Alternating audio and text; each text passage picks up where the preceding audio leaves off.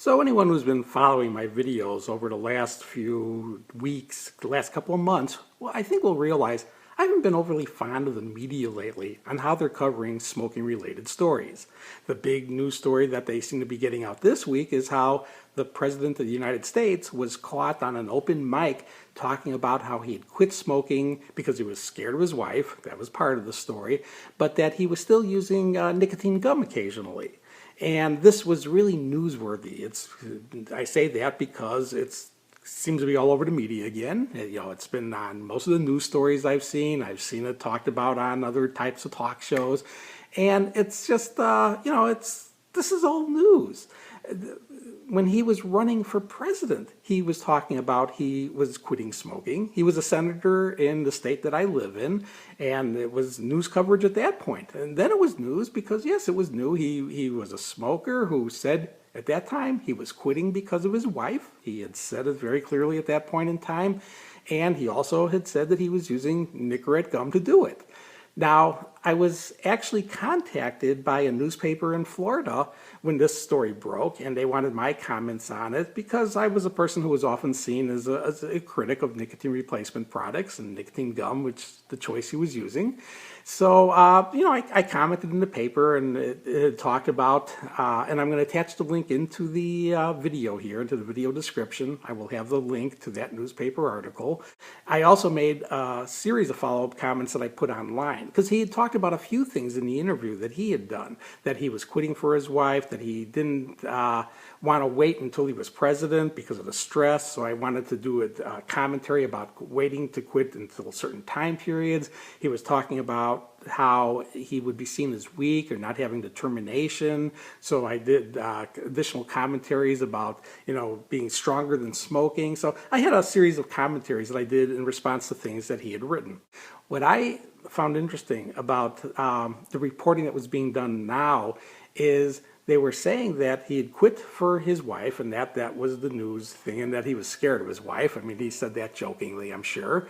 And that he was still using Nicorette gum. Well, that was one of the things that I addressed very heavily when I saw the first reference that this is how he was quitting. Was this was a man that if he didn't understand what he was doing, and he didn't, but I'm not going to fault him for that. Hey, he had access to the best advice from the leading experts in the world, and to a good degree, he probably followed their advice. I mean, that's what they were going to tell him to do. You have to use these products to quit smoking. And I don't know at what point they think that a person should get off, but there was an interesting article that was written in 2009 where he literally made the comment that he was 95% cured, that he still occasionally smoked. It was very rare, I think, the way he wrote it at that time, but he was still using the Nicorette gum. And one of the comments that he made in the interview was, of course, being a former smoker, this is always going to be a constant battle. Well, that was a telling commentary. It really was, because he believed that. I'm sure he believed that. And I believe he was experiencing it. I believed he was experiencing a constant battle. But that's not because everyone who quits smoking has constant battles with nicotine, because that's not the case.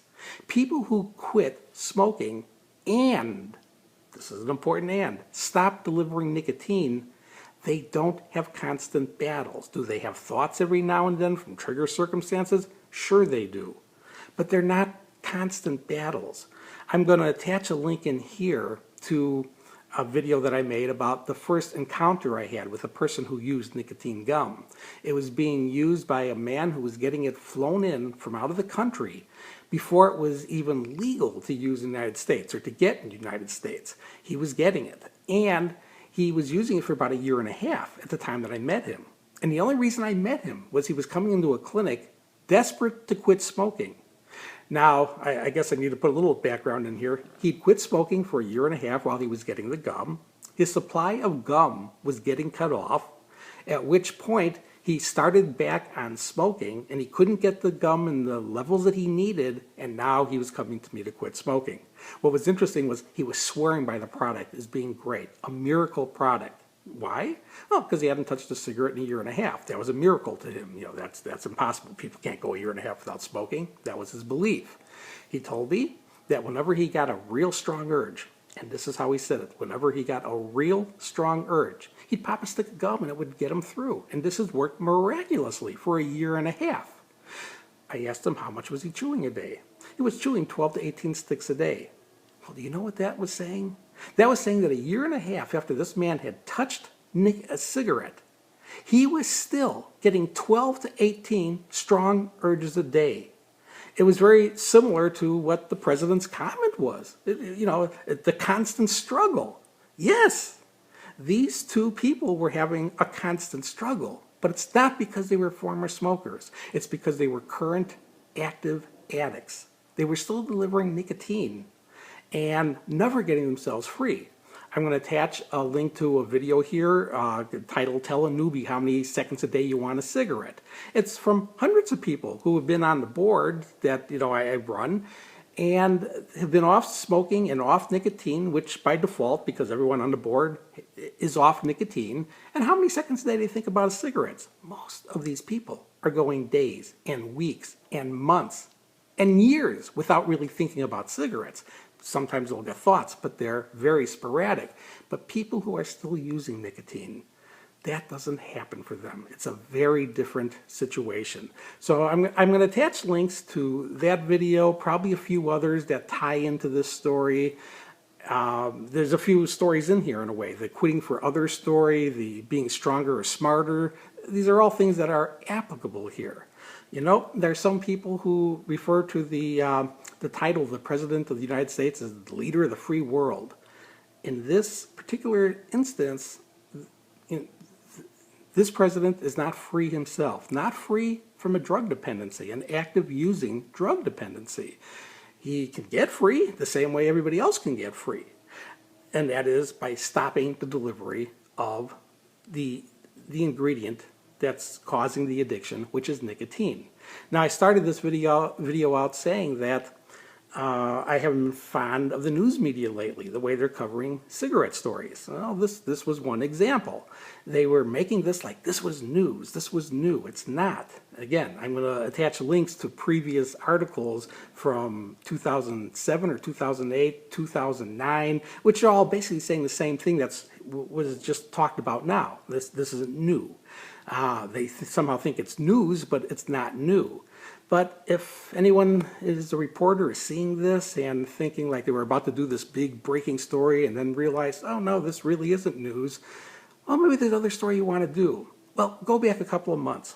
There was a Gallup poll study done, and somehow it still hasn't been covered in the media. Some of my most recent videos have been discussing this Gallup poll that talked about how have former smokers quit smoking. And it was a very telling poll. It was basically saying what I've been trying to say for years, is if you go talk to people who quit smoking, the vast majority did so without using any products. And of the former successful quitters, of the people who are off smoking altogether, the vast majority did it by basically a variation of a cold turkey method. And in the Gallup poll, it showed that 11% of people who were former smokers did it by either using the nicotine patch, that was 5%, by using electronic cigarettes, that was 3%, by using medications, which would be Zyban or Chantix, that was 2%, and then the product that the president is using, nicotine gum, 1%. It accounts for 1% of the former successful quitters out there. This product was, again, probably one of the most useless products out there if you look at it by that kind of result. And it's not like, oh, people don't know about it and people don't use it. It's probably one of the most highly promoted products. I mean, at this point, the way this was being used in the media, it was being promoted by the President of the United States. It accounted for 1% of people who have successfully quit smoking. Take all those products out of the picture of people who quit smoking, you'll see 89% of the people who stopped smoking didn't use the products. How they did it, and these people are free because of how they did it, is they finally stopped delivering nicotine from any source, and now they're staying off by continuing to not deliver nicotine from any source. And as far as for cigarette smoking, by the way, if you are a current smoker and you want to quit, and do it in a way where it's not the constant struggle that's being referred to by active users of nicotine. If you don't want to have that kind of life again, it's a matter of just making and sticking to a personal commitment to never take another puff.